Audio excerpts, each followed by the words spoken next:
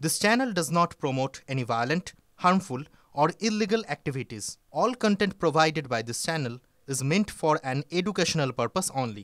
Fine কাজ চলছে এবং এখানকার ছেলেমেয়েরা একসঙ্গে কাজ করছে, এটা দেখে একটা খুব সুন্দর পরিবেশ লাগবে। দেখুন, একটা কথা বলি,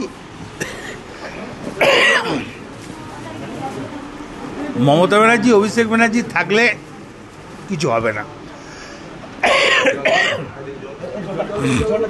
অভিষেক ব্যানার্জি যতদিন আছে ততদিন এই পশ্চিমবাংলার কিচ্ছু হবে না।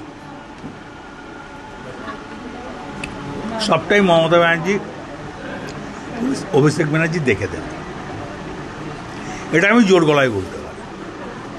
আর একটা কথা ভাববেন, এসআর করার পর কিন্তু এনআরসি হবে, যেটা আসামে হয়েছে। এবারে এসআরে যদি নাম বাদ যায়, এনআরসিতে ডাকবে এবং তখন মানুষ প্রচণ্ড বিড়ম্বনায় করবে। এই জন্য সব মানুষকে বলবো যেন এসআর করে নিজের ভোটার লিস্টে নামটা তুলে নেয়। দেখুন, আসামে কিন্তু 14 লাখ হিন্দু লোক জেলে আছে। এটা কিন্তু ভুল ধারণা যে খালি মুসলিমরাই জেলে থাকবে, হিন্দুরা থাকবে না, তা নয়। আসামে কিন্তু হিন্দুই বেশি আছে। এই জন্যই সবাই মিলে একসঙ্গে হাতে হাত মিলিয়ে এখানকার ছেলেমেয়েরা যেভাবে কাজ করছে, প্রবলেম হবে না।